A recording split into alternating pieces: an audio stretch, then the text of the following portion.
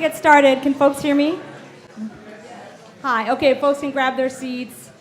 Thank you. Oh, wow, that was like a very quick silence. Hi, assalamu alaikum. Thank you so much for coming. I'm so excited for tonight. My name's Bina Ahmed. I'm a criminal defense attorney, public defender in Manhattan, also a proud member of Adalah-NY, the U.S. campaign for Palestinian rights. And we are so honored to have everybody here. I don't know how we got such giants in the room together on one panel, but I'm very happy that you guys are here to join us tonight. So first things first, just want to ask everyone to silence your phones. I know that's a bit of a stickler, but somebody's phone always goes off and it takes them 5 minutes to figure it. So just do me a favor, double check, and make sure your phone is silenced. We're live streaming it, and we want to make sure everyone can hear everything these people have to say. So want to thank Verso Books for always giving us this beautiful space and hosting us. So thank you, Verso. And also thanking Adalah-NY for their constant and tireless organizing and for putting together this amazing event and for inviting me to be here to moderate. So with that, I want to just jump right in and start with first why today is significant. So today is actually, if people don't know, is the UN International Day of Solidarity with the Palestinian people. And in honor of that, and as part of that commemoration, we want to urge people to get involved in BDS, so boycott, divestment, and sanctions against Israel, and specifically today around HP, or Hewlett-Packard. So Adalah-NY is a member organization of the global Boycott HP network. So in Palestine, if folks don't know, and I think a lot of this is on the Adalah literature as well, HP companies profit from Israeli apartheid by providing the technology used in the population registry that Israel uses to issue or deny Palestinians permits to cross checkpoints. And this technology and other security systems are installed in Israelis' prisons, police stations, and illegal settlements. So while Hewlett-Packard holds its corporate expo in Madrid today and tomorrow, the Boycott HP network is organizing actions against HP in observance of the UN Day of Solidarity. So HP is actually on their own, they're using the hashtag HPE Discover to promote their expo in Madrid today and tomorrow. So we are going to also use the hashtag HPE Discover to promote our campaign to boycott, for BDS to boycott Israel, and specifically HP. So we're using that hashtag to promote all of today and tomorrow's events, and especially tonight. So if folks are tweeting or doing some things on social media, use the hashtag HPE Discover so we can make sure they pay attention and hear us. So, and we will of course keep doing this until HP and all of the companies end their contracts that support racism and oppression worldwide, and they will remain a target of BDS. So this brings us to tonight and why we're here. So the title of the event is The Criminalization of Home from NYC to Palestine. And so, when we think of the concept of home, it can encompass many things depending on the political and the legal context. It can mean a place of safety, which many people, I think, sort of colloquially think of home as a place of comfort and safety, or it can be an occupied or criminalized space. So it can be a physical home, meaning you have a roof over your head, or it can be a community or our neighborhood, or even a country or nation state. So the impetus in bringing together this powerful group of activists and organizers is we want to think about Black and Palestinian solidarity within the context of home and what home means in these communities and how home is similarly criminalized for Black communities in New York City and for Palestinians in Palestine, or how home is occupied or surveilled, raided, or a place of detention. And we also want to look at the larger picture and the driving forces behind these concepts of home and how both communities are impacted by racialized state violence, both in occupied Palestine and in Black neighborhoods in New York City.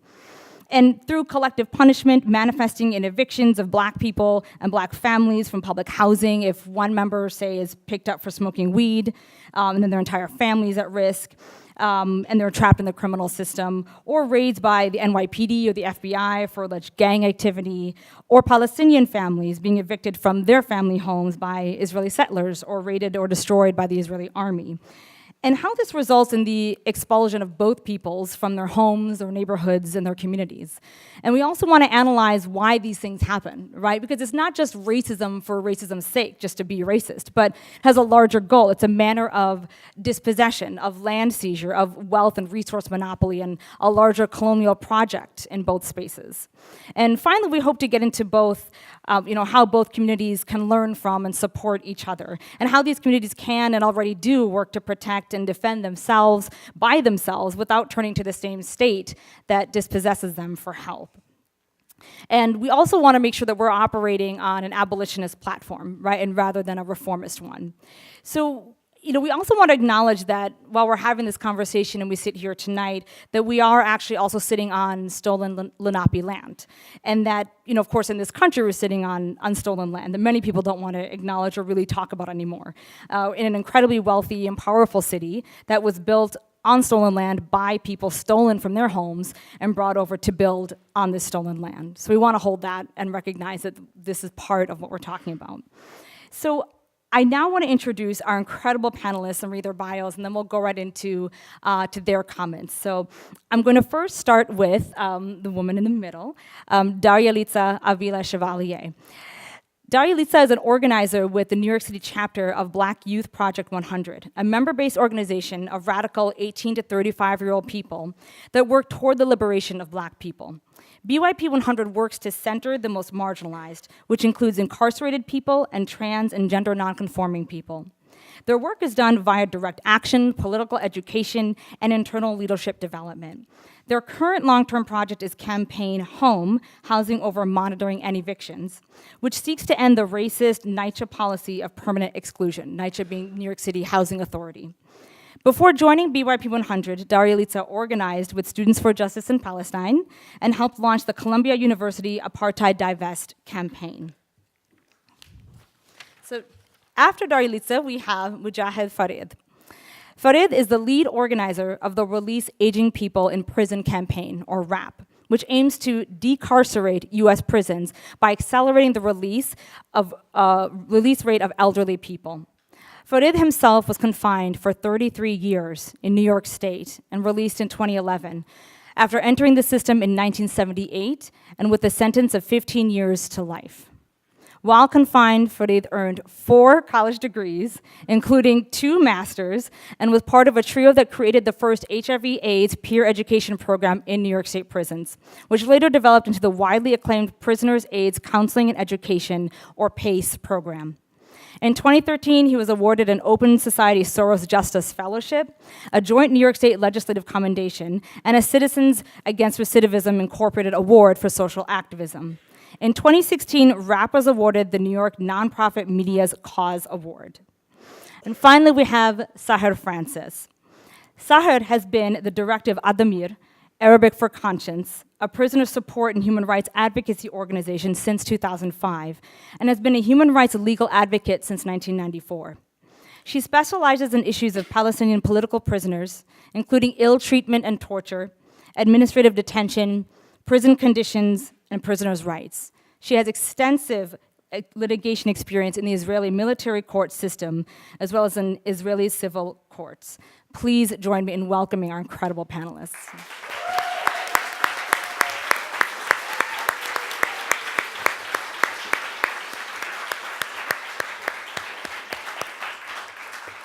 And DARIALIZA, I turn it over to you. Hi, can you hear me? Oh. Hi, as Bina said, my name is DARIALIZA. I'm an organizer with Black Youth Project 100, New York City chapter. And I wanted to start off with an anecdote from my time at Columbia, actually. While I was there, as Bina said, I was a member of Students for Justice in Palestine. And my senior year, we hosted 2 wonderful women from Palestine who came to speak to us on the Right to Education tour to talk about their experiences with education while living under occupation. Now, their presentation was wonderful, and I know that so many of us learned so much from them. But I was really fortunate to be able to spend some time with them after their presentation, and a few SJP members and I showed them around campus, and we were able to take them a little bit into Harlem and show them some of Harlem.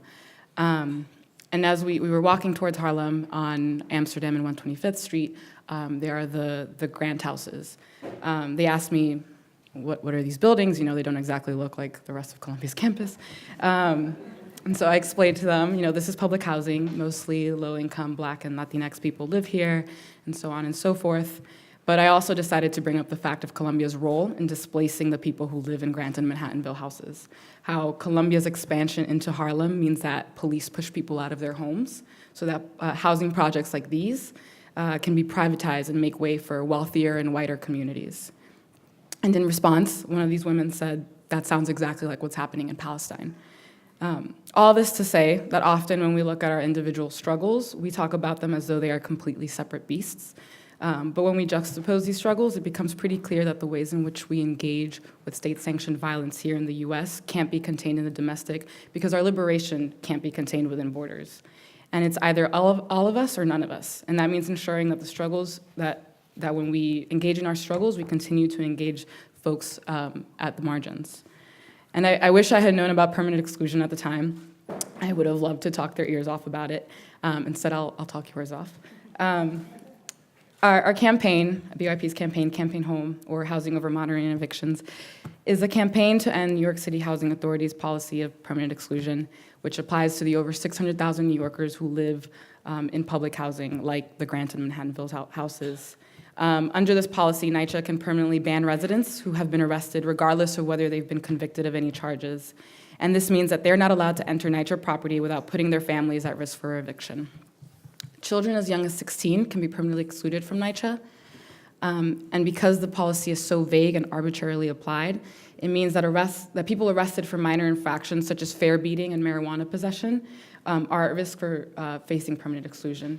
Even people who have been convicted of crimes, who have been quote unquote paid their debt to society, are permanently banned from NYCHA housing upon their release.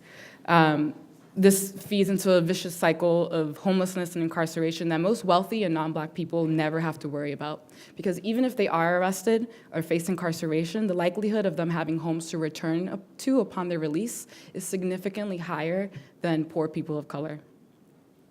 We chose to tackle the issue of permanent exclusion for many reasons. As folks who operate within the Black queer feminist lens, we know that the most marginalized should always be at the center of our work. And we see this as part of our ongoing work to end broken windows policing, which criminalizes poor communities of color for merely existing. Trying to get to work on time is an arrestable offense when you don't have $2.75. And it's no coincidence that over 92% of fare-beating arrests are of Black and brown New Yorkers. Broken windows policing specifically targets communities like ours to advance this notion that greater surveillance and intimidation means that our communities are somehow safer. That if you are tough on small crimes like fare beating or marijuana possession, then the rates of larger and more violent crimes will naturally go down. We know that's not the case, and it is simply a tool of mass incarceration and gentrification. And that's why it's important, that's why efforts such as those by the Coalition to End Broken Windows Policing are so important. Members of this coalition, including BYP 100, frequently do swipe it forward actions at subway stations across New York City so that poor folks can get to work without intimidation and harassment from NYPD. Because we know that for many poor people, interacting with police is not only anxiety-inducing, but can lead to so many different forms of violence, from use of physical force to arrest to a start of an eviction process. In the past, we've used swipe it forward actions to educate people not only on their rights as passengers on public transportation, but also on the issue of broken windows policing and how that is directly linked to issues of housing and displacement because of policies like permanent exclusion. People are shocked to learn that it's perfectly legal to offer a fellow New Yorker a swipe into the metro.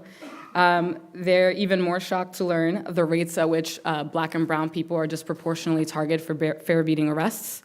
So you can imagine how shocked they are to learn that policies like this can literally cost people their homes.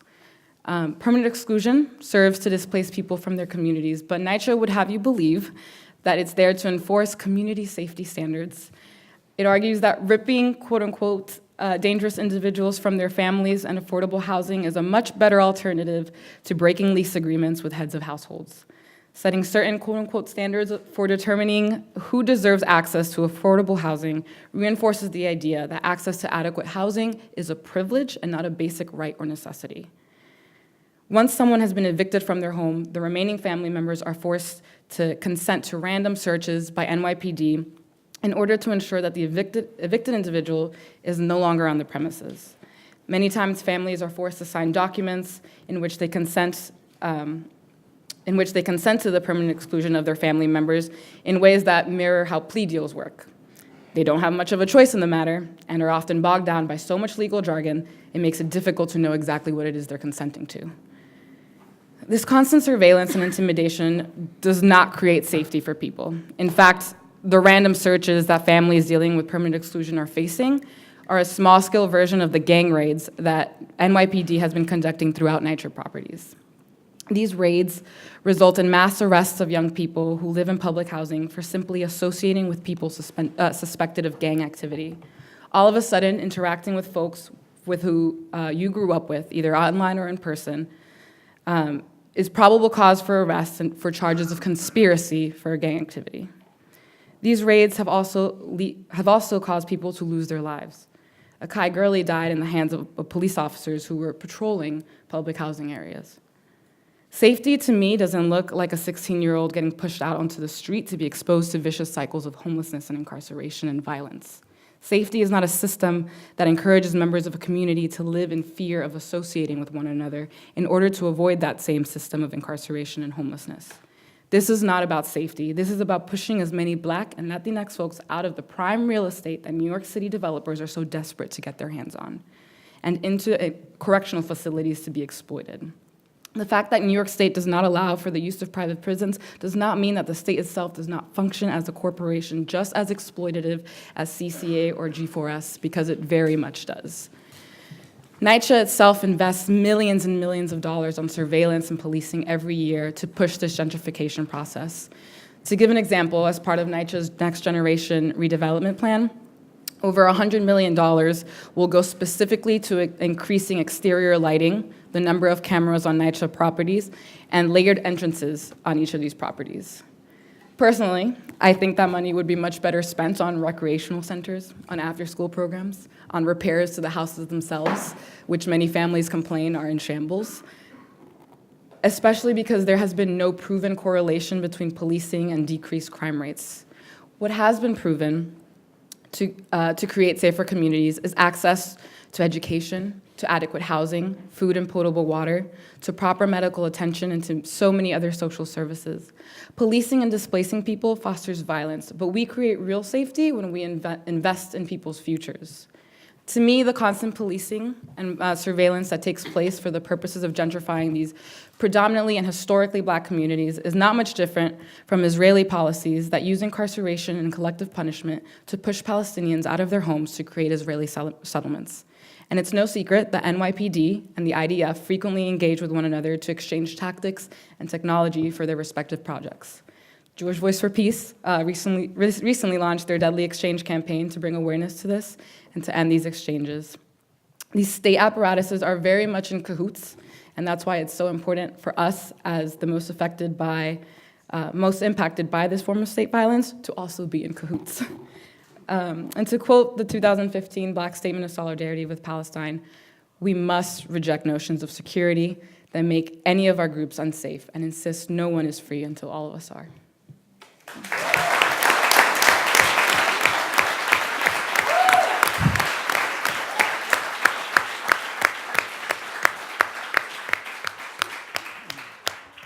I have so many questions already, but I'm going to let first Farid go and give us his thoughts. Thank you.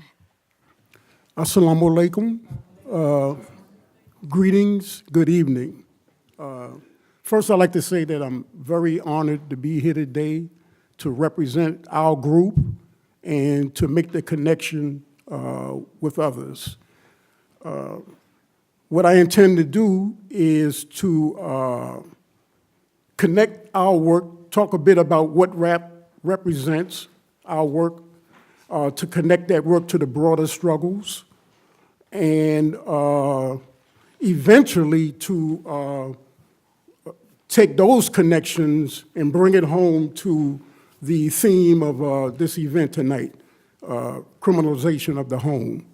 And that may sound like a tall order, but I do intend to just focus on the essentials that I think will make those connections. Our campaign RAPP essentially is designed to deal with the issue of mass incarceration in the United States. Most of you have probably heard that there's a crisis going on in this country called mass incarceration. The fact that in the United States, this country holds about 5% of the world's population and actually confines about 25% of the people behind bars throughout the world. The United States actually has that distinction. Now, when you think about those statistics, immediately it should raise a red flag and it should make you think about this country's claim of being the bastion of democracy, the beacon of democracy. It should make you question that. If this country is indeed such a great democracy and an example for the rest of the world, then why is such a large percentage of its population confined behind bars? Now that issue, that crisis, has become concern to some of the policymakers and power brokers in this country. They have indeed become concerned about this, so much so that they have come together from both sides of the aisle, the so-called right-wing policymakers and power brokers have come together with the so-called left wing, and they're trying to formulate ways to dig themselves out of this morass, this international embarrassment. They're trying to figure a way out because this tends to belittle their claim before the rest of the world of being this great democracy. So they're trying to figure a way out. But the problem that they have is they find it difficult getting away from their natural tendencies to punish. When they formulate these remedies that they're trying to come up with to figure a way out, they're always excluding people. They make these false distinctions between the so-called violent and nonviolent, even though in this country, as we know, has inflicted more violence on the rest of the world than anybody that we can ever think of. One of the brothers said years ago that violence in America is as American as cherry pie. But they have this distinction where they decide that they want to afford a little bit of mercy towards people who are convicted or confined for minor offenses. What we argue in RAPP perhaps are things that people should never be confined for in the first instance.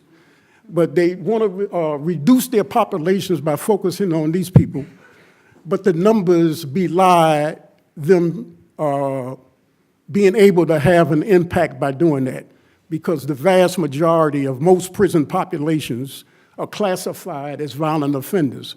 So they have a problem there. Now, what RAPP has done is try to frame itself as the voice of reason. We recognize that when somebody has an addiction, sometimes it's difficult to get them to kick cold turkey. That's too hard. So you have to give them, you have to wean them off of their drug. And what we have done is say that because you find it difficult to approach this population of so-called violent people, we're going to give you a population to start that process with that have been what we call duly punished, because the population that we focus on nowadays, we find many of them have been behind bars for 30 to 40 years. And so we're saying these are people that's been duly punished. You've gotten a pint of blood out of them, and all of the evidence says that these people are the lowest of risk to commit a crime upon release or to recidivate. So you need to focus on these people that you classify as violent offenders and start the process of letting people out in this class that you so abhor. we're having a struggle with this. And one of the reasons is that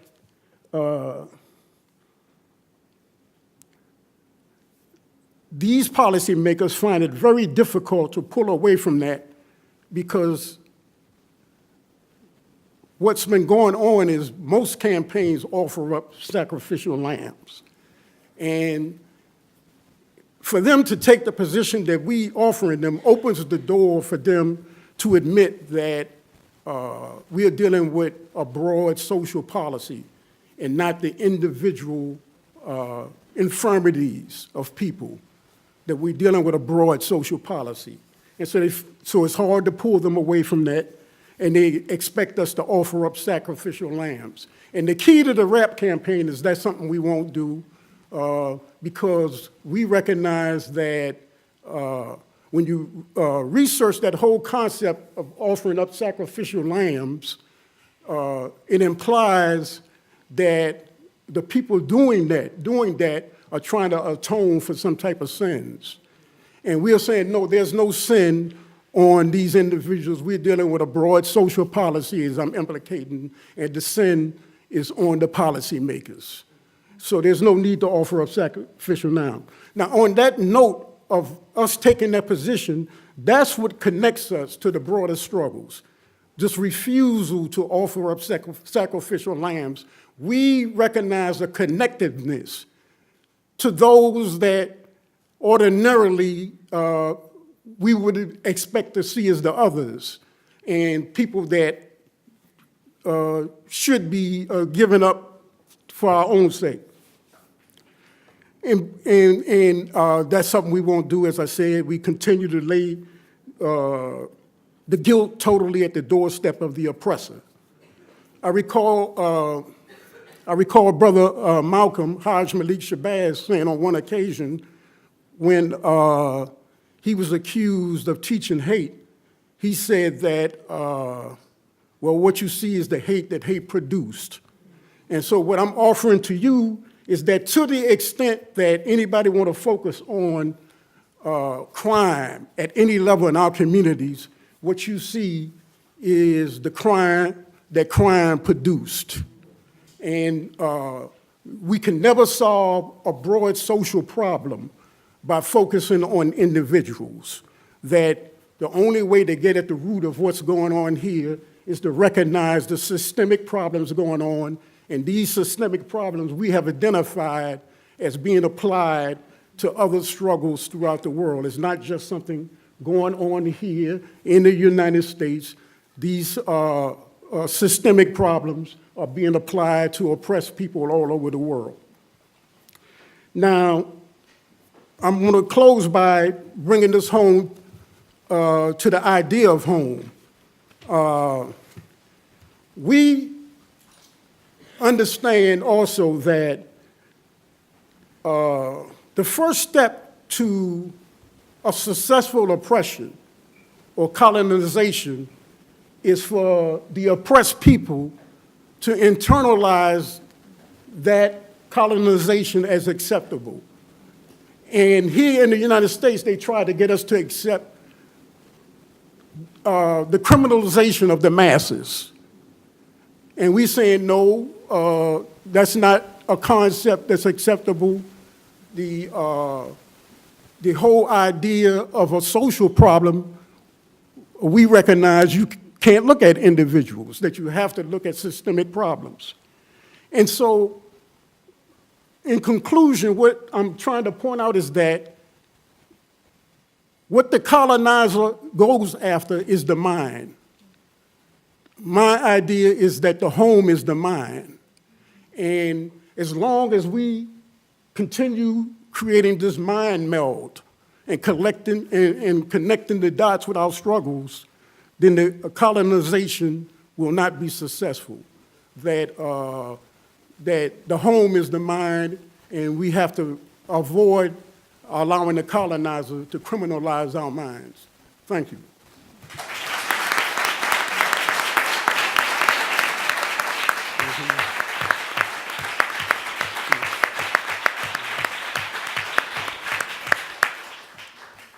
That was incredibly powerful. And Sahar, we can't wait to hear from you now. Okay, good evening, and really I'm so honored to be here today. And thanks a lot for all the organizers and all the friends that they supported to bring this together, because I think it's very, very interesting for me to be connecting the Palestinian cause to such a discussion.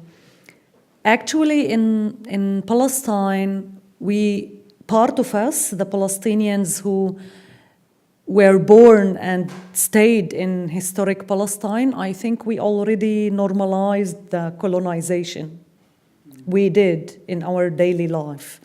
Like when thinking about this issue of using the law in order to implement your policies of ethnic cleansing and mass incarceration and all the other phenomena of control for a whole society, it was used immediately after the establishment of the State of Israel by putting all the Palestinian people who remained and became citizens of the State of Israel under a military regime till actually 1966.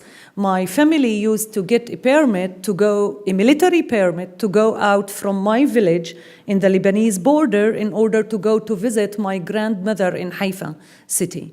So up till 1966, we were all living under this control of system of control. Later on, they implemented the same regime more or less in the occupied territories. Of course, it didn't ended up with these policies of movement restriction, but it's getting to the house, to the land, to the profession that you could study in the university. Some of the professions as Palestinians in Israel, we were not allowed until today. Even if we are allowed to study, we cannot work anywhere.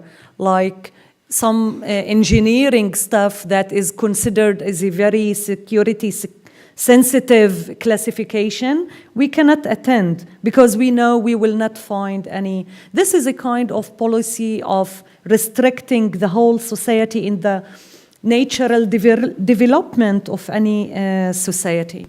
I think there's lots of details, but I would be skipping, and forgive me because I think there's lots of things to discuss in relation to these ideas today. So think about the house and land problems in historic Palestine. The Israelis were using some part of the British Mandate laws and the Ottomanic laws in order to confiscate land and to issue policies that can fit their interest in kicking out the Palestinians and squeezing the Palestinians in their own villages. Since 48 till today, there's no one single Palestinian city or a Palestinian village that was built for we were 10%, 20%, we are still 20%, but we are more than 100, around 100,000.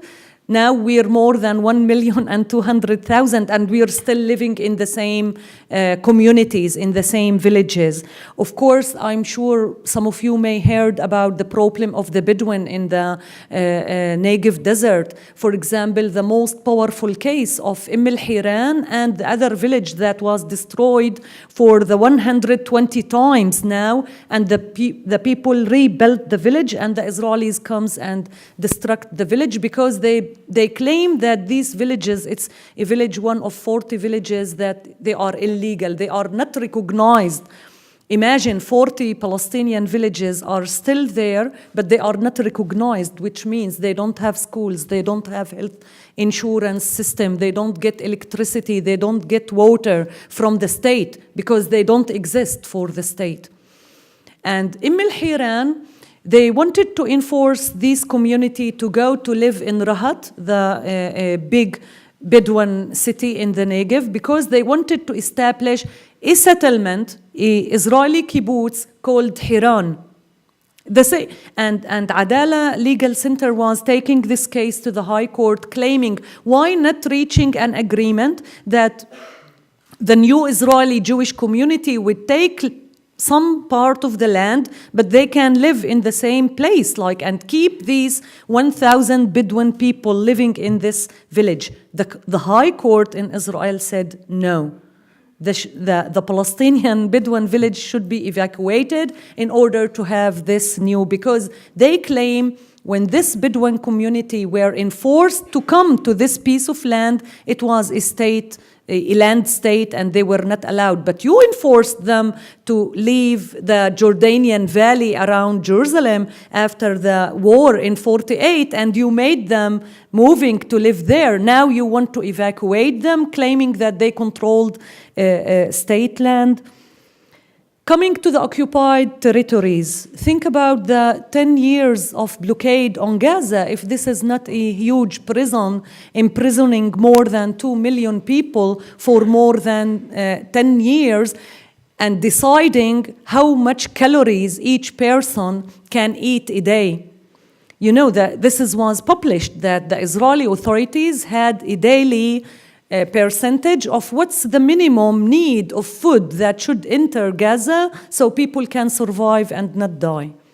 And not mentioning all the electricity and all the destruction that took place in the time of the war. Think about the checkpoint system and the bypass road that was developed from 93 immediately after the Oslo agreement in the occupied territory, in the West Bank and East Jerusalem, how it separated East Jerusalem from the main cities in the West Bank, how it made the separation in between the cities with all these road systems and tunnels and bridges that the community cannot have a continuity in their daily life. The wall, it wasn't about the security. The main claim that we want to put this wall in order to stop all these suicide bombers and all the militant activity, but the main reason of the wall is controlling water resources and grabbing more and more Palestinian land. And whenever they faced a problem with the population, they circled some villages totally with the wall, with a gate. Like Tul Karam is Qalqilia is totally closed. A whole Palestinian town in the north near Jenin, they enter and go out and into their town by a checkpoint. And they close it. When they close it, that's it. The whole people cannot go out. And there's few other villages, like more than 4,000 Palestinians. Now they are locked between the green line, like the Israeli supposed to be border, and the wall. So imagine their daily life, like how they communicate with their families. In some time in the second Intifada, they were not able to visit, like family members were not able to come to visit them unless if they have permits and to prove that they are your sister, your brother, they are a family member. Think about the health system and the educational system under such circumstances. When it comes for the mass incarceration, of course, this was the most effective tool for the occupiers to control the whole society. More than 750,000 Palestinians since 1967 till today, they were imprisoned. Currently, there's more than 6,000 Palestinians under detention.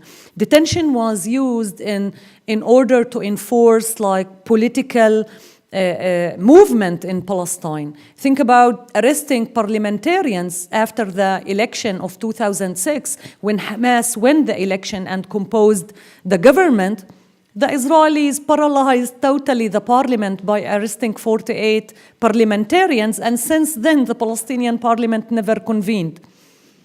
This is the way how they use the imprisonment.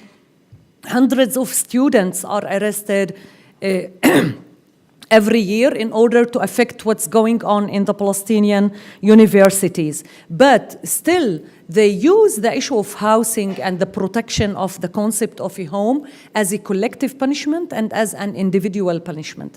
Individual punishment for the family that her house would be demolished because they didn't guarantee a permit from the Israeli authority, so they would be demolished. But as a collective punishment, when your son is involved in a militant activity or he got to be killed in this activity, so your house would be automatically demolished. So this is a punishment for the whole family that did nothing, and in most of the cases, the family wouldn't be involved in what the son was doing. Of course, there's all the policies related to the also evacuating and displacing whole communities in the Jordanian Valley in order to control the water resources and the agriculture. Like if you are aware about the landscape in the occupied territories, the Jordanian Valley is, it's the most important agriculture resource for us, for our sustainable livelihood.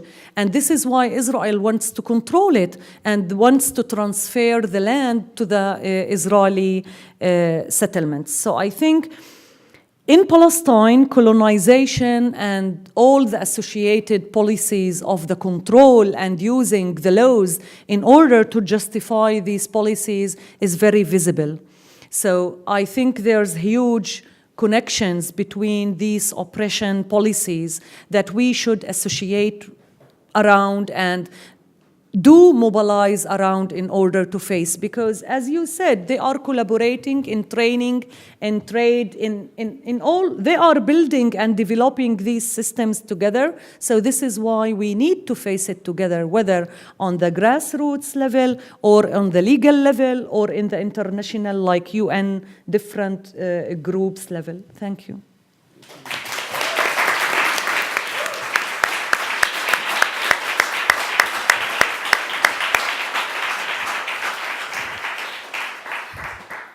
Thank you so much. I don't even know where to begin. I have so many questions. I have like 10 pages here, and I'm just going to start with the first one. I'm so moved by everything everyone said. I don't even feel like I can do it justice in asking these questions, but I'm going to try.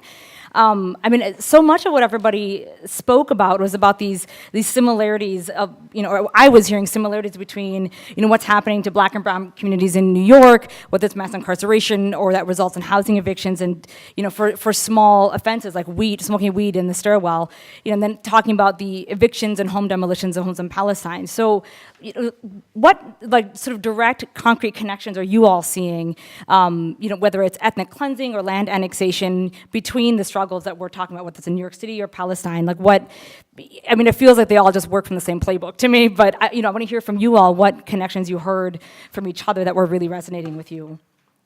Anyone can start. I think maybe one point that also can reflect on these connections that I didn't tackle on is the policy of house arrest that is imposed against Palestinian children. And mostly in the last 2 years, they were enforcing the family to move to another house out of their normal neighborhood in order to have the house arrest far from the neighbor, because they claim the child, if he's coming back to the same neighborhood, he would be throwing stones again. So this is the kind of policies in order to enforce people to think about moving out of their normal communities. So I think it's definitely on the level of ethnic cleansing, even if it's not so clear and direct ethnic cleansing policies, but at the end of the day, they are pressuring these communities, putting them in very harsh conditions, like how the mother would live in the house while the child is living in some other neighborhood. So, or the house arrest where you request the family to follow 24 hours that the child is fulfilling the house arrest. So one of the parents would be imprisoned under house arrest all the time that this child would be under house arrest. Which kind of life this? At the end, the family will decide to go out. So I think it's beyond just the imprisonment. They are using the imprisonment in order to cause this displacement and ethnic cleansing, because they wanted to control the place. They want to control the territory. And eventually just cleanse the land of Palestinians, right? Of course. And so what you're saying there resonates so much with, I think, what DARIALIZA, you were talking about, in that because if children, are kicked out of NYCHA housing, or kicked out of the, not allowed to go back to their village or their home, what happens to the families? Do we see similarities and results with what happens with NYCHA housing when the children are banned from the property. Right. I mean, we know in this country people don't see black children as children, and so I don't think people who are 16 and permanently excluded are really given much thought as to what actually happens to them once they've been permanently excluded. Sorry, one second. My head's in two different places right now. In response to your first question, where you were asking about these connections, something Sahad was saying about the collective punishment that occurs in Palestine. I see permanent exclusion as a form of collective punishment for these families. So if a child is arrested for smoking marijuana or a fare beating or whatever the incident might be, all of a sudden the entire family has to face, do we leave our home or do we leave our child? Like what is the consequence of this? In response to your other question, yeah, like I said, in this country we don't really see black children as children, and we can even looking at the example of Tamir Rice, who was killed for looking older than 12 years old. We're just not afforded, black children are just not afforded the sympathy. And even though like the law states that you might be a child under the age of 18, you're not treated as that. So really, like, I can't speak to what exactly happens when a child is evicted. Fortunately, I've never faced this issue personally, but I can speak to like the trends that happen. Since New York has cracked down on permanent exclusion, the rates of homelessness have increased over 40% in the past year alone. And it's also, I don't think it's a coincidence that most homeless shelter residents are Black and Latinx. About 90% actually are Black and Latino. And I think that speaks to the trends of the homelessness and the incarceration rates that policies like permanent exclusion promote. Thank you. And I mean, Fareed, so, taking off of what, everyone was saying, so, what is this in terms of not only people being, arrested and then are being like pushed out of housing, but, what does it do to the family structure then when someone's actually incarcerated? Like what happens to the family, whether that was the breadwinner or, that was, the child and other families trying to go upstate and visit them? I mean, what's the long-term impact that we see on these families when, their home is threatened and their family members in prison because of this system? Yes. Let me try to put some perspective there. I think one of the things that we can recognize is that there's degrees of oppression. For instance, when we hear some of the examples of what's going on in Palestine, some of us may consider that harsher than what we see going on in NYCHA. But we can identify that it's basically the same song, maybe a slighter degree, but the same song. And what I would suggest is that here in the United States, we see it come at us in multiple ways, in multiple degrees. For instance, I would argue that displacement, housing displacement, also occurs through gentrification, through economic methods, by moving people out that can't afford to live in certain areas. They use economic means in the United States to displace. And so when you think about this degrees of displacement, we can also look at what happens to people coming out of prison, the elderly, and the impact that displacement has on these people, on this population. Specifically, a large percentage of people have served so much time behind bars that they don't even have what's called a home to come out of prison to. Right. There's no home. There's no social system available for them that they can call a home. Maybe there may be some organizational resources that they may tap into, but that social capital that they could have used to talk about a home has been dissipated over the years. Some people come out so old that everybody in the families have passed away over the years. And I think that's part of the plan, the grand scheme of mass incarceration. Part of that mass scheme of mass incarceration is to create this concept of homelessness and displacement. Well, and so following up on that, so a lot of people who come out, if you have a record or certain convictions, you're not even eligible to be able to live in NYCHA housing, right? And so when they come home, I mean, essentially what, it's like a bus ticket and like $20 that they're given? 40 bucks. 40 bucks, and In that's New it. York, 40 bucks. And you don't get to, make a lot of money doing prison labor, Right, right? right. So it's not like you saved over the 20 years. Absolutely. So then what does that do when people are, especially if they're released to parole or probate, when they're, have to go out and sort of follow these rules? What's the result? I would just suggest that it's even bigger than that. That is a problem. I don't take away from that, but it's bigger than that. And some of us have taken note lately that there's this thing called the 13th Amendment that has an impact on anybody that's been convicted of a crime. Yep. And once you have that conviction, this thing that slipped past us for many years, that was part of the scheme of the policymakers, had us thinking that slavery was abolished at some point, when that never happened, that slavery was only modified, and that anybody that gets a conviction nowadays is likely to suffer what they call collateral consequences. The inability to get a job, the inability to get housing, or the stifling of those abilities to get housing, jobs, and all of the other things that are necessary for a person's survival. So, yeah, it's coming out of prison after long terms, but the 13th Amendment says that you don't even have to go to prison. All you need to do is be convicted of a crime. And I'd like to point out, when I'm talking about that 13th Amendment, that they were so crafty in what they did that now it is even having an impact on a large amount of white folks that don't even realize that they are slaves. Yeah, definitely we need to read that 13th Amendment. A lot of people are like, wait, what? So, well, I'll hand you my law books. So one more question I have. So then in regards to, I mean, I love RAPP's work so much, and that especially to try to at least like show like to appeal the most basic humanity of people, is that at least releasing our aging prisoners.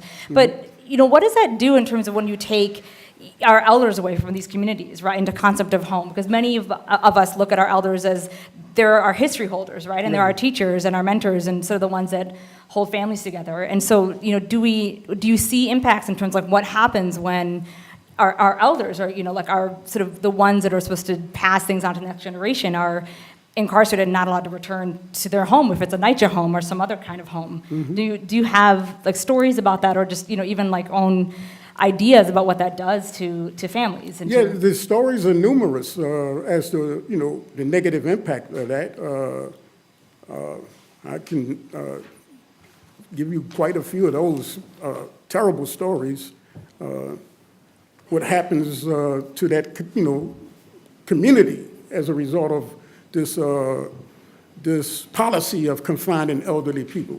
And I want to point out, although we recognize that we're dealing with systemic problems, that we're dealing with problems that need to be solved with systemic solutions, that we don't negate the fact that at some level, people that commit crimes deserve punishment. That's not something that we are saying. But what we like to point out is that no other country, no other so-called civilized nation, democracy, Western democracy, punishes like what we see here in the United States.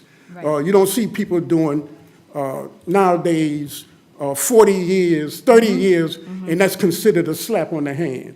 That is no longer in a real extensive, long period of time. The person is elderly, that's not given consideration. A 20 to 30 year sentence is considered light. So us arguing to get these people out there that are now approaching 40 years, we still having a struggle with that, although it should be considered a total catastrophe, that people we are really struggling to get out now, especially the political prisoners who the policymakers are hard.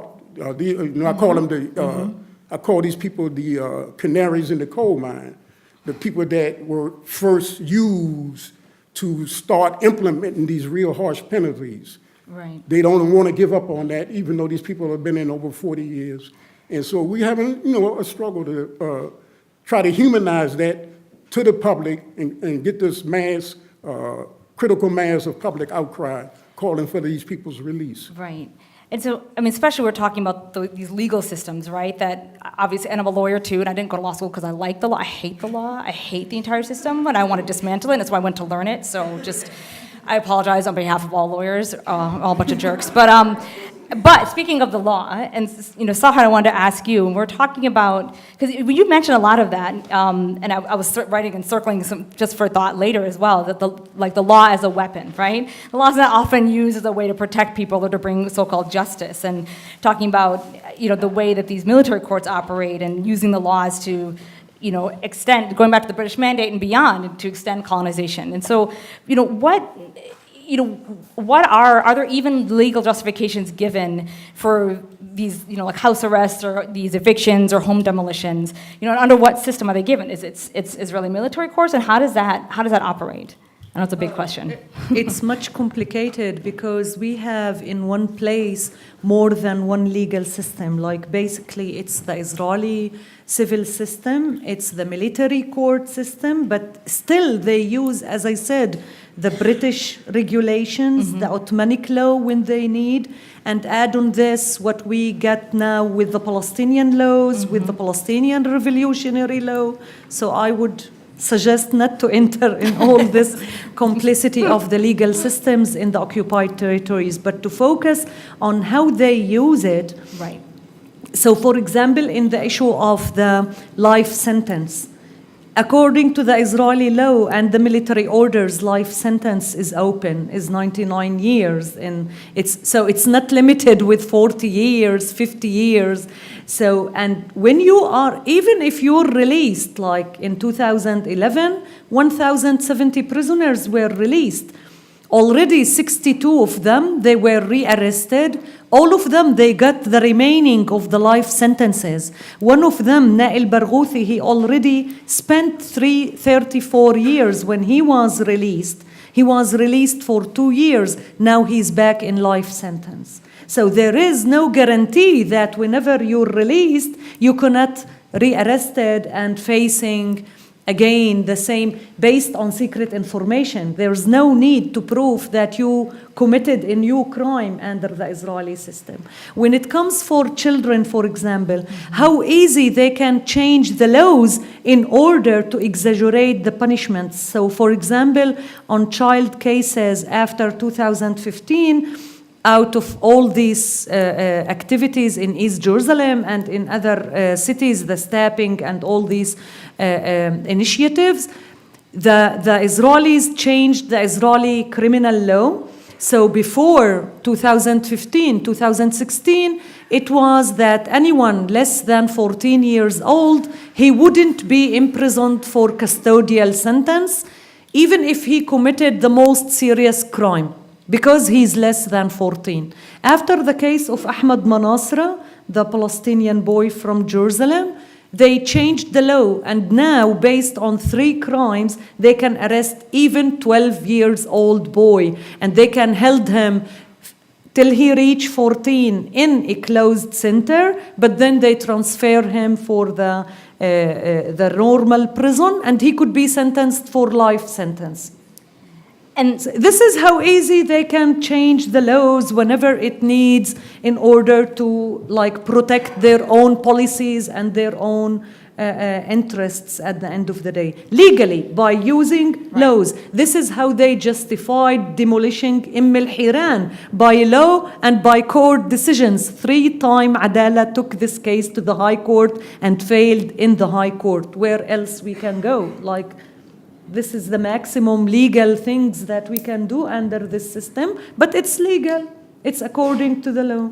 Right, and so then it's okay, right? Because with legal, we thought, we changed the law to accommodate what we want to do, which, of course we do here as well. And so So when you're talking about children, especially the imprisonment and the targeting of children, and I think, we were talking before too about how a lot of this is, quote unquote security, right? Both in Palestine and in New York, right? Whether it's, these violent offenders is for security and safety looks like police patrolling your public housing building constantly, or like imprisoning a 12-year-old. I mean, can you give us an example, Sahar, for a case, like some of the prosecutions that have been, all of them are egregious, but some like particularly egregious example where, they'll say it's for security, but it's for, I think it was like driving on a settler road or something, like some cases that you've defended. Yes, of course. You should know that the military court system in the occupied territories is not just implemented in the most serious security cases that the international law asks for.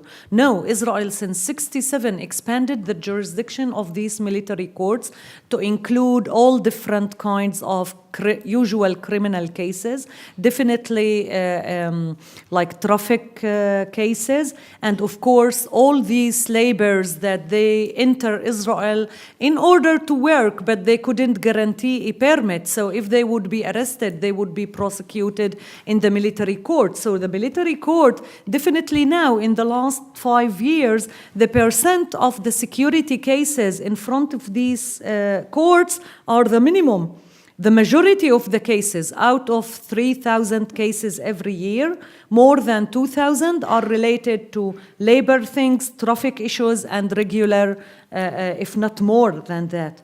So it's not about security, it's about control. Just giving you a figure about how much money they collect in this system every year because in each element of the sentence, beside the imprisonment, there's always a fine of $200, $300, $500, $1,000.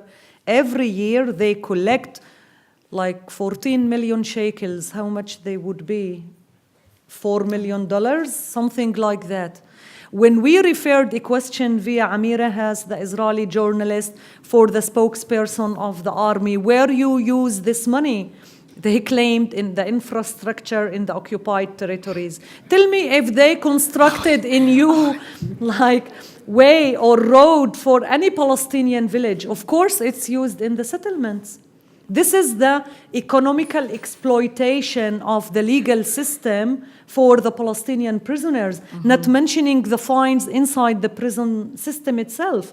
Like Addameer issued lately a report about the economical exploitation of the Palestinian prisoners, how much the system caused them to spend their money in the system by buying from the prison canteen and so on.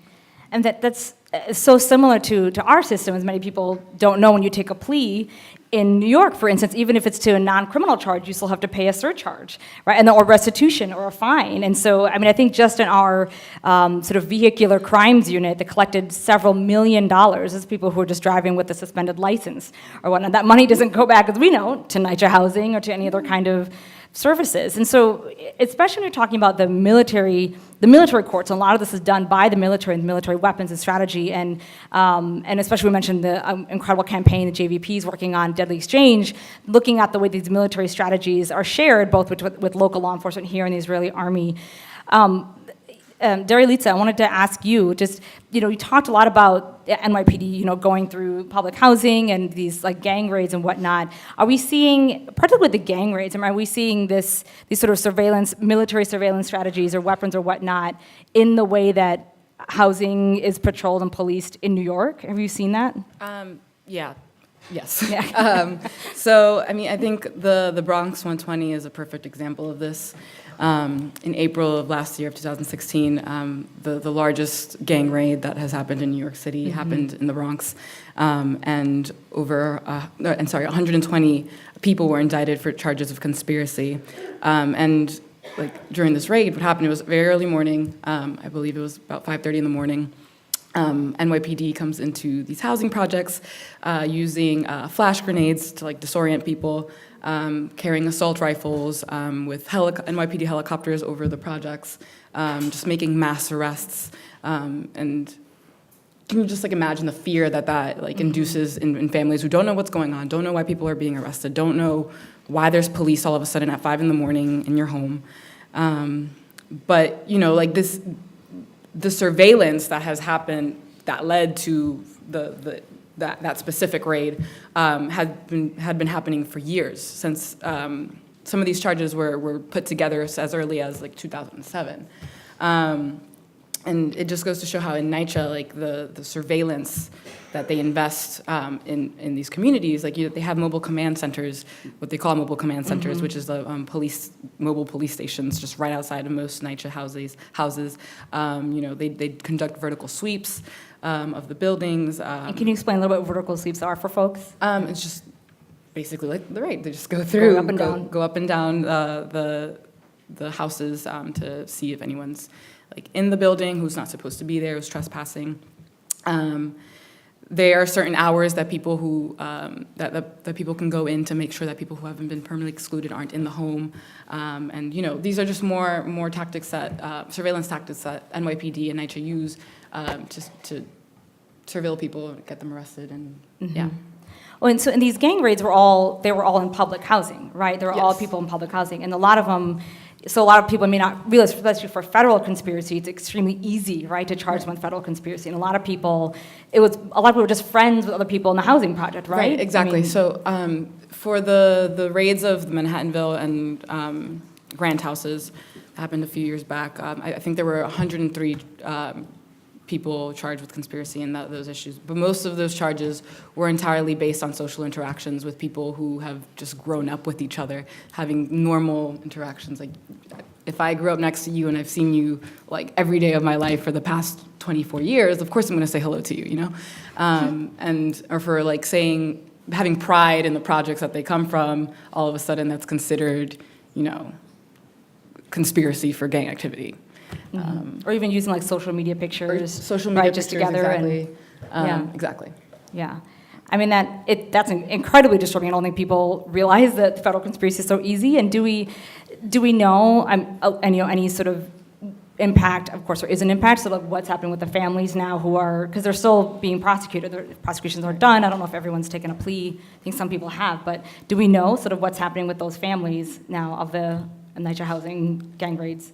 I mean, I personally don't know individually like what's happening to each of these families, but I know that a lot of them are facing issues now with their housing because their children have been evicted from their homes, and that means that they now have issues with their own housing. And that's without a conviction. And that's right? without a conviction, because all of a sudden their children are in violation of their tenancy, and so it's considered like a broken contract with your lease, and so that's the legal justification for evicting people from their homes because of this. And since it's conspiracy for gang activity, they're considered dangerous criminals for posting pictures on Facebook with their friends, It's incredibly infuriating. So much of what everybody here has said is so infuriating, and I want to talk all night about it, so let's hang out after as well. But, so I want to, I could just sit here and just talk with you guys, but I want to also give our audience a chance to ask some questions. We do want to end by 9. But so I will politely ask people to ask a question, not make a statement, keep it. And as you notice, I have been timing everybody. I'm a lawyer in a lot of ways. I have all these papers and notes, I know. But I will time you like 30 seconds so we can make sure we get people, who want to ask questions in. We'll take a couple of questions at a time. If folks want to ask them, do we have mics? I think we have, okay. So if you want to just go over, if you're physically able, if you want to go over to the mic, if you're physically able to access it, otherwise I think we can come around. So we'll take like 3 at a time. Hey, how you doing, everyone? Good evening. I want to first thank them. First of all, my name is Sekou Kamathi. I'm originally from Atlanta. I'm new to New York, so please excuse me. But my question, first and foremost, as it relates to the BYP sisters, as it relates to housing in New York City, it's really insane trying to find like housing here in the city of New York. And you also mentioned about the public transit. Well, it seems like, what if it was like a culture of like this? For me, instance, I spent 2 weeks here with no Metro card, jumping and turning tiles, or like simply asking people to swipe me in. Okay, you're about 30 seconds, so you can whatever. wrap So, up to the question. What do you feel about, like you say, this like direct action as it relates to just simply bypassing that? Because it's not against the law to ask people to swipe, or it's decriminalized even to jump to turn tiles. So, what do you think of that? Sorry, can I just clarify? Somebody else have a question? Yeah. Yeah, Okay. And we'll take 2 more questions and then. Mine's a short question, but I bet it's a long answer. You had mentioned framing this conversation within the context of abolition. And so I wanted to ask, what does abolition look like, whether it's in regards to the prison system or the acquisition of land that was stolen? Thank you. Hi. My question is about the housing. So there's NYCHA and there's the federally funded housing as well. So do they have this, operate under the same system? And what about privacy? I mean, they're checking social media, and maybe your family,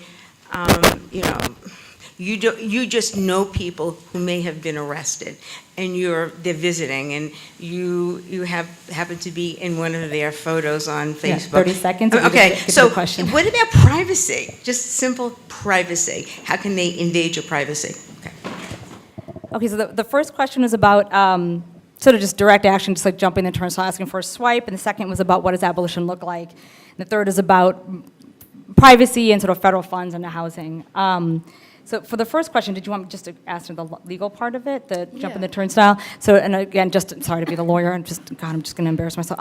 So it's still a Class A misdemeanor to jump the turnstile or to, go through the exit gate, even though they're not technically supposed to put you through the system or ask for a criminal plea at arraignment. If you have a record, they will ask you to plead to that charge. And asking for a swipe is a crime, but offering a swipe is not. So if someone's hanging out outside the turnstile, if they go like this, usually that's the motion, like, can you swipe me in? That can be a crime for them. But if you see someone just hanging out outside the turnstile and you can say, oh, do you want to swipe? And they say yes, that's okay. Totally confusing, and the law, of course, as we said, does not make any sense. It is not about justice. So, but I just want to add that part. So anyone want to take the first or any of the questions, and 1, 2, or 3? Yeah, so I mean, just speaking more on the issue of the Metro cards and turnstile jumping, I personally have an unlimited Metro card, so whenever I'm leaving a station, I always scan to make sure there's no one outside standing. And if I do see someone just standing around, I ask, do you need a swipe? Sometimes they don't, and you just say, okay, cool, just keep moving. Oftentimes they do. I just swipe them in, it's not a big deal. My favorite is when there's police, because then I can just look at them in the eye and swipe them in. With a smile. With a smile, because it's perfectly legal and there's nothing they can do about it. But if more New Yorkers knew that, it doesn't cost me anything to swipe someone in. I've already paid my Metro card; it's an unlimited. If more New Yorkers knew about that, they would do it. I feel like New Yorkers aren't terrible people, as much as people like to claim that we are. We're not, and so it costs so much more to incarcerate people for fare beating than it does to just give every single New Yorker a Metro card. It would be so much cheaper to just give people access to the Metro than it would be to incarcerate them. Especially to a broken system, as I'm sure we've all. That doesn't even get us to work on time. So, what about? Does anyone else want to answer the first question, or what about abolition or sort of the right to privacy in these housing projects? Anyone answer about abolition? What does it look? It's a big open-ended question, but. No, I'll say a word about it. For me, to get at the heart of abolition, we got to go back to the original abolition movement, which was trying to abolish slavery. And as I mentioned earlier, that was never really accomplished. So I think we need to put that back on the table, this thing about the 13th Amendment, if we're going to talk about abolition. Then, even if we considered restoring everyone to their full rights and capacities, I think a whole lot of other issues is going to come into play to make abolition real.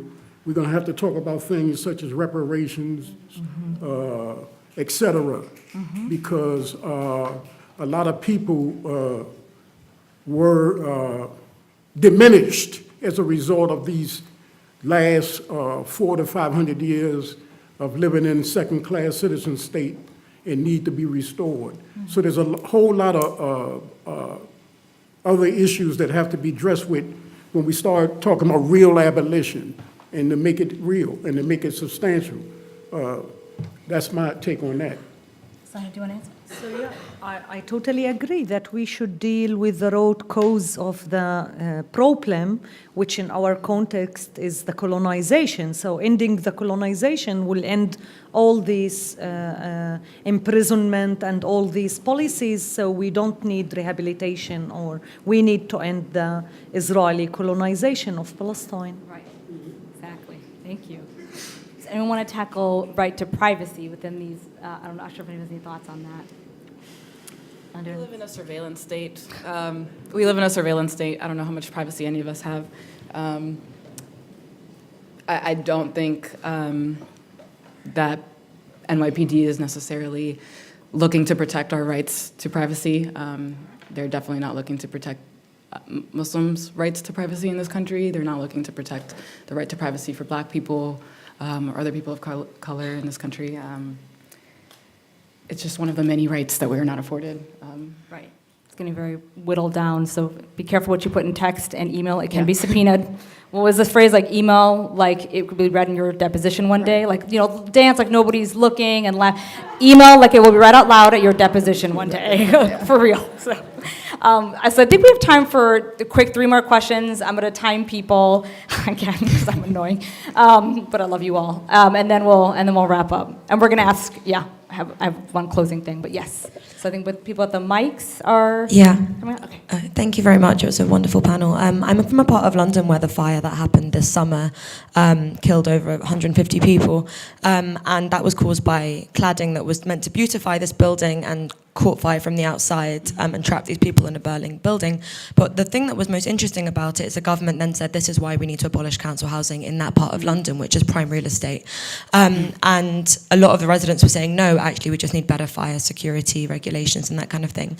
I was wondering if you could talk a bit more about the resistance that inhabitants of projects or housing estates or affordable housing or whatever government-led systems are there for people to live in affordable accommodation. What form of resistance is there? 30 seconds now. All right. All right, you want to take 2 more?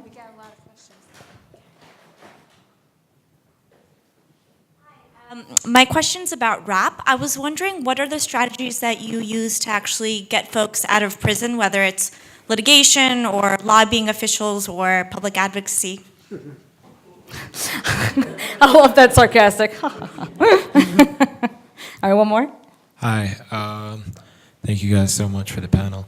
We were talking about how law and oftentimes bureaucratic institutions are used as instruments in forms of oppression, and I wanted to think about, kind of get insight from our panelists, how we can combine advocacy and activism and bring that into these spaces to kind of push away the trend of using, healthcare institutions, lawyers, public defenders as a way to Definitely. push against that sort of suppression of poor Black and brown communities in the U.S. All right, so the first question is about sort of using example the horrific fire in London projects and saying that was why we should get rid of projects and resistance in housing. And then the second was to RAPP specifically, but how, as you chuckle, how you get folks out of prison. The third was just sort of, I guess, summarizing how do we move beyond just going to like lawyers or whatnot and do more combination of activism and advocacy in a creative way, if that's a good way to summarize it, I hope. Does anyone want to take any of them, or we can go in order? Maybe I can take the last one. Sure. I think on the level of advocacy, definitely there's a space for both, like what we can do via the boycott, divestment, and sanctions campaign to like pick a company or a group that we think that is involved in these violations back in Palestine and here in the United States, and to go against in order to enforce them to change their policies. And under the PDS itself, I think there's lots of things to be done, like especially we're sometimes more focusing on the boycott or the divestment, but I think it's also the time to raise our voices as more professional people, as lawyers, as activists on the level of accountability, what it means, the accountability, the responsibilities, not just of these organizations or corporations that they are involved, the responsibilities of the states according to the agreements that they are signed to in the international level. They have to find these entities accountable in their own countries and to guarantee that any US company or any British company is not involved. It's the responsibility of the UK and the United States. It's not the responsibility of the people. So I think this is how we should take it further in our advocacy. And of course, there's always as well the more professional kind of work with the legislators, with the Congress people, with like different stakeholders and decision making through specific campaigns, like, for example, No Way to Treat a Child, and the new bill that was submitted last week on the issue of aid and funding to Israel in order to be controlled that it's not used in arresting and violating these children's rights. So such things, I think this is the way how to start to build these solidarity campaigns together. It's beautiful. Anyone else want to take one of the other questions? Yeah, so in response to the question about resistance from residents of NYCHA or other people doing the work to combat gentrification of NYCHA, there are so many organizations I could name. The two that are at the forefront of my mind are the Stop the Raids Coalition, which are working to end raids like the one that happened in the Bronx with the Bronx 120, or the ones in the Grantham and Hannahville houses. And you know, they work with the victims of those raids. They provide legal support and so many other resources for the families who have been affected by these raids. Then there's, for example, the Red Hook Initiative in Brooklyn that works with the Red Hook houses in Brooklyn, and they combat so many other forms of issues within NYCHA housing in Brooklyn. So yeah, it's not, people don't just complacently live in under these conditions. They realize that living in NYCHA housing is not a walk in the park, you know. And you know, BYP 100, not all of our members live in NYCHA housing, but we recognize that it's incredibly important for people who do live in NYCHA housing to be at the forefront of this. This is their, like, these are their homes. So yeah, we like, for example, right now we're currently base building with NYCHA residents to expand the impact. So yeah, I'm not sure if that entirely answers your question, but. Yeah, no, that was brilliant. And Freddie, did you want to answer about RAPP and how you get folks out of prison? Our strategies have been multifaceted, and I would say the most fundamental one, although many of them have been effective for us, but the most fundamental one is our community organizing, our community education and community organizing. What we learned when we first launched our campaign, first of all, we looked back at a lot of the efforts that had taken place prior to us launching our campaign, and we asked ourselves what were some of the mistakes made in the past and what were some of the things we needed to correct. And what we've discovered was that many of the campaigns that preceded us tried to get legislation passed without sufficiently engaging the public, educating the public on their issues, and engaging them on these issues. So we said that one of the things we need to do is to create a critical mass in the public calling for change. Now that education aspect is not just with the public. We also engaged in educating our legislators. In the last 6 months, we were successful in getting new commissioners appointed to the parole board and old commissioners taken off simply because we compiled research on these people, something that had never been done in the past. They used to fly through the confirmation process because the people that were responsible for confirming them didn't know anything about them.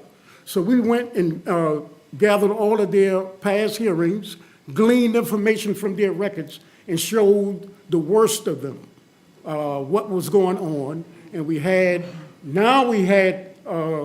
some of our representatives from our community that had the ammunition they needed to go at these people. And so education is very important. And then we found that one of the other things that is very helpful in getting change implemented is if you can get a robust media strategy going. And we've been successful in doing that pretty much. We don't had articles published in most of the major media throughout the country, putting the spotlight on these issues. The spotlight helps. What's been going on in the past has been an abusive process, and they've been able to get away with it because they've been operating in the dark. And when you get that spotlight on them to show exactly what's going on, what they've been doing, then they start scurrying like roaches. It's an incredible way to scurry like roaches.